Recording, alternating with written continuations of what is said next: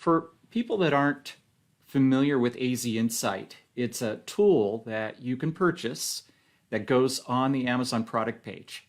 I just want to make sure that everybody's clear with this. And this is one of the benefits of using it.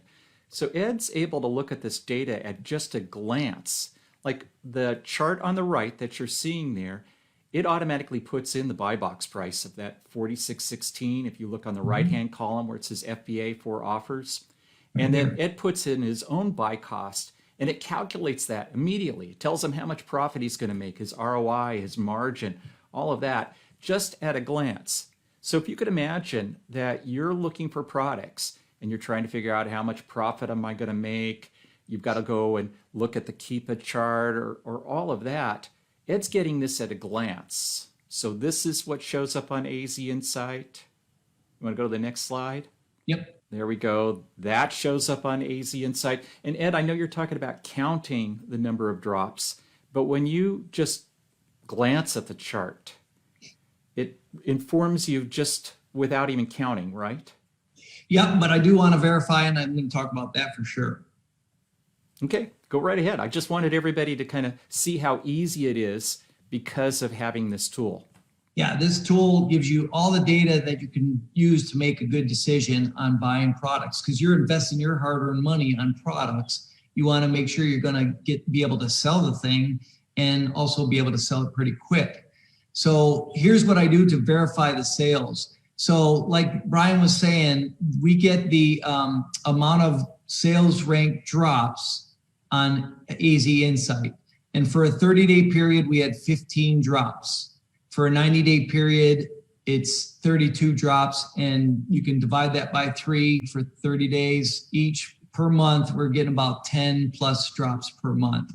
So then we look at the sales or the sales rank bar, and we can count these drops and make sure that this data up here meets this data down here, okay? And every so often, it'll count all the little bitty drops and it'll make this one look really big, but it's actually the big drops that I want to count. Those are actual sales or, potential inventory going out the door, okay? But little bitty drops like this might just be a fluctuation in Amazon's algorithms. I don't count those. So if you count the drop here, 1 big drop, 2 drops, 3 drops, 4 drops, 5, 6, and 7. So 7 drops in that month, because this is 1 month here, and this one's saying 15. So it could be a little bit off. So you want to just verify the sales velocity, okay? And then you're going to compare this against your seller inventory, okay? So in this case, you got a bunch of sellers. The FBA sellers, if you're sending in FBA, you're going to have these sellers to really compete with, okay? But you can see the wide range of prices here. So what I like to look at is, depending on what I want to sell that product for, puts me in line of these other sellers of when I'm going to sell this thing, okay? So based on how many drops are happening per month in comparison to amount of people who have seller count and what kind of inventory they got, is going to put me at whatever price. Let's say I want to sell this product at $30, okay? So if I want to sell this thing at $30, I know that these guys got to get out of my way and they got to sell out, all right? And then these are FBM sellers, and the good news is FBA gets a little bit priority for over FBM sellers, because we're telling Amazon we have the product in your warehouse. It's ready to go. So Amazon gives us a little bit of bump up.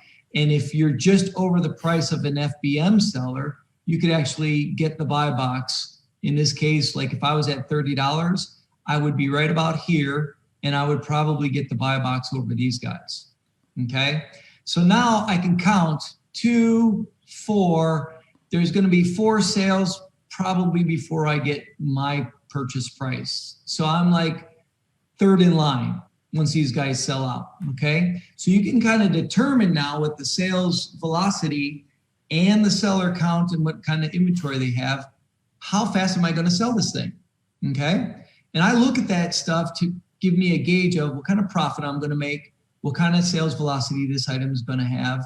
Now, also, I'll say that if anybody else comes onto this listing, it could change this whole thing, and it could make things a little bit, skewed, where I might have to drop the price and get back up here maybe, or even, get it in here where I'm equal to these guys. That could always happen. But at the beginning, when I'm making a determination on if I should buy it, I'm saying, yeah, maybe I'll be here. Maybe I want to be here. It just depends. And then I look at people in front of me, and then I'm kind of putting myself in this line of sellers. Okay, does that make sense, Brian? Am I making good sense on that? Yeah. I was just thinking that we could talk about different scenarios. Let's just look at one here. Let's say you wanted to sell it really fast. Maybe you have lots of units and you're not so worried about maxing out your net profit. Where would you price it to be in rotation for winning the buy box? If I wanted to sell it right away, I'd be equal with these guys. $26.74, because I know that the three of us are going to rotate that buy box. And what it means by rotating the buy box is Amazon's going to give us the buy box in rotation. It might give Movies Galore store the buy box for, whatever time they give it. Then it'll go to Wonder Stuff. Then it'll go to me, and we'll go kind of rotation between us until we sell out of our inventory. So let's say that you only have a few units. You're not worried about selling through them really quickly. Where might you price it then? If I only have a few units? Yeah. Well, if I want to maximize my profit, depending on what the profit is, I could go here. I would do 30. I could actually even go all the way up to here and maybe let all of these guys sell out, because there's not a huge amount of quantity. Okay. And depending on the sales velocity, if it's selling really well, I would probably put myself around here, because this is the next highest FBA. I'm not worried about this guy. He only has one. These guys have two. If it's got great sales velocity, I could put myself here, maximize my profit, wait till those guys sell out, and then I'm next in line when these guys sell out. And of course, the great thing about doing that, let's say you did put it at $38.88 or $39. If it doesn't sell, or you have more competition that enters the market with this product, you can always reduce your price, can't you? Exactly. That's why I buy at a potential good profit, because then I could fluctuate my price as the price gets older, as the product gets older in inventory. And one thing that I want to point out, even though this guy is FBM and he's got supposedly 50, I'm not too worried about that, because I'm an FBA seller. Mine are showing in stock at Amazon. Amazon knows they are in a warehouse. This is just somebody putting a number saying that I got 50 available at my home or at my warehouse. And I'm still going to potentially get the preference for the buy box. And by the way, why do we want to be in the buy box, Brian? Because, is it 75, 80% of sales happen for anybody who's getting the buy box? So that's why I'm looking at the buy box as being very important. It used to be said, if you're not online, you're not in business. That's from like 15 years ago. All right. Now it's that if you're not on Amazon, you're not in business. Regardless of that big dream, you've got to build a foundation. You have to have a business that has cash flow. You need more cash? Go out and source some more.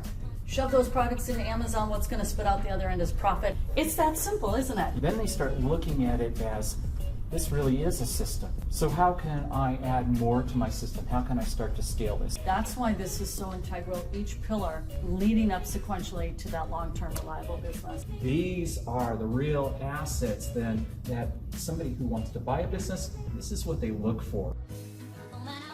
This is the brand launcher, the career launcher, the income launcher.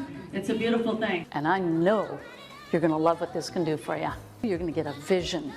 You're going to get a vision to grow your business, to sell it for a profit, kind of show your pals, your friends, your family. Yes, you can make $1 million just selling on Amazon alone.